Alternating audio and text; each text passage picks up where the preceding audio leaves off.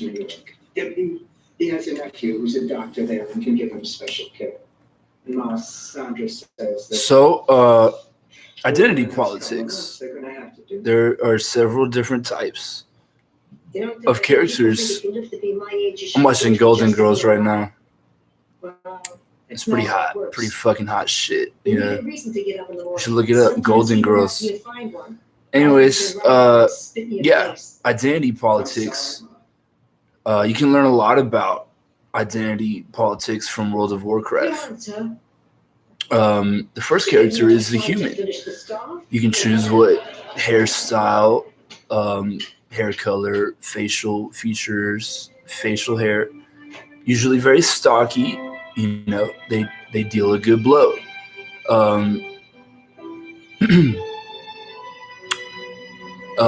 You know, they can do magic. You know, they can do sword shit.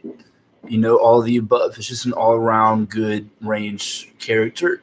Then you have dwarfs, and they're like 4 feet tall, and they look like they've been aged and weathered more than anyone I've ever met in my entire life. They always have a beard.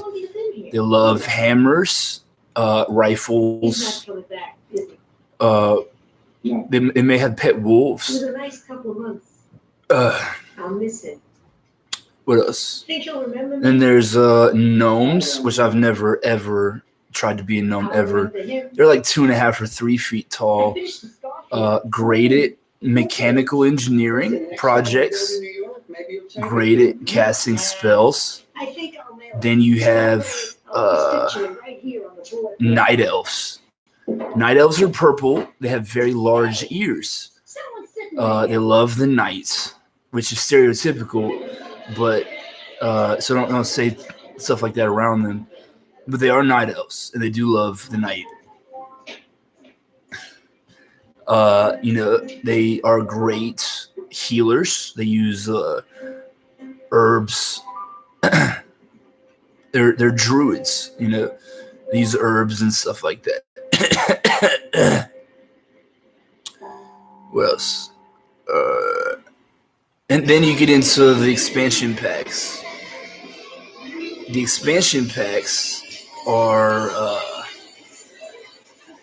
let me see, the fucking, what is it called? The one that's a werewolf.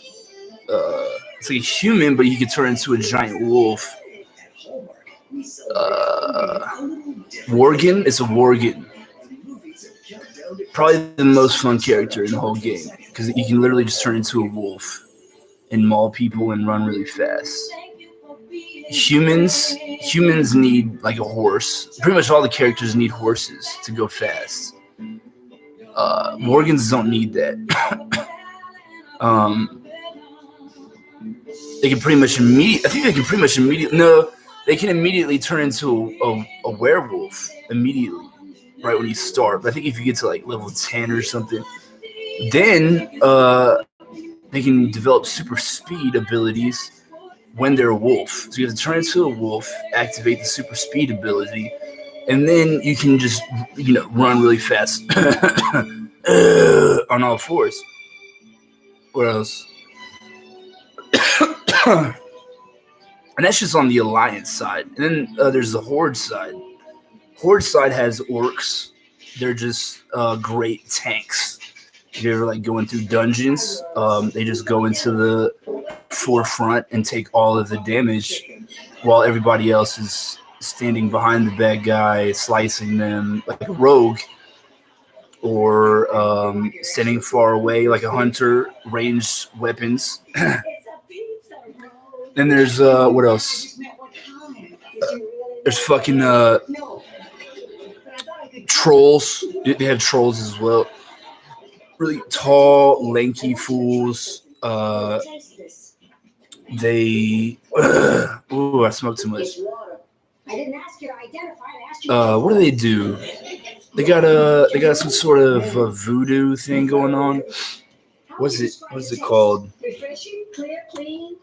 I don't know. I don't remember. And then there's like the undead, which are humans, but they've already died, and now they're like decomposing, and they're pretty much skeletons, which is really fun. Really fun to do that. They can stay underwater for like way longer than anybody else. You know what I mean? What else? And there's blood elves. You know, you have on the Alliance, you have night elves. But on the Horde side, you have blood elves. I'm usually a blood elf. I like to be like a blood elf rogue. Rogue, if you're a rogue, you can become invisible and sneak up behind people and just stab them a bunch of times. In earlier days, you could like basically eviscerate someone and take all their HP off immediately. Now the rules are a little bit stricter and it's a little bit fairer, I guess, but it's, you know, rogues aren't as powerful as they used to be. The trick with rogues is to level the rogue to like level 19 and then just do player versus player. The thing is, and never level him again. Also, you should have, if for example, if you have a blood elf rogue, before you do the blood elf rogue, you should fucking get like an orc or something and just run dungeons until he gets to a super high level and he's maxed out at the highest level possible. And then he can send mail items to the level 19 Blood Elf Rogue, and the level 19 Blood Elf Rogue is going into player versus player battlegrounds with like the highest level weapons possible and just crushing noobs and just making mad stats all over the fucking game.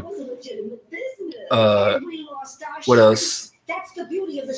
So yeah, super excited about identity politics in World of Warcraft, and I'm watching Golden Girls right now, which is like super sexy, super hot shit, you know. Perfectly good TV set in the living room. Yeah, but you know what? That's what I like, and I want to make sure I don't miss that final episode of Matt I've been hearing so much about.